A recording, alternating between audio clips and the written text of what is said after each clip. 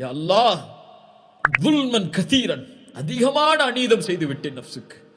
இந்த பாவங்களை உன்னை தவிர யாரும் மன்னிக்க முடியாது. ஃபக்ஃபிர்லி மக்ஃபிரத்தம் மின் இந்திக வர்ஹம்னி இன்னக அன்தல் கஃபூருர் ரஹீம். உன்னை தவிர யாரும் மன்னிக்க முடியாது என்ற அந்த குத்ரத்தை அவனுக்கு வெளிப்படுத்துமாறு ரசூலுல்லாஹி ஸல்லல்லாஹு அலைஹி வஸல்லம் அபூபக்கருக்கு சொன்னார். அபூபக்கர் ரலியல்லாஹு அன்ஹு அவர்களுக்கு சொன்னார்கள்.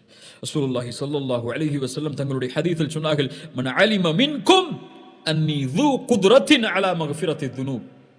அல்லாஹ் கூறுவதாக, யார் ஒருவர் உங்களில் நான் தான் பாவங்களை மன்னிப்பதற்கு ஆற்றல் உள்ளவன், ذو قدرة, ஆற்றல் உள்ளவன் என்று அறிந்து என்னை அழைக்கிறாரோ, கஃபர்து லஹு வலா உபாலி மா லம் யுஷ்ரிக் பி ஷைஆ, எனக்கு இணை வைக்காதவரை அவர்களை நான் மன்னிப்பேன். நான் அறிந்தவன், நான் ஆற்றல் உள்ளவன் என்பதை அறிந்து என்னிடத்திலே மன்னிப்பை தேடினாள்.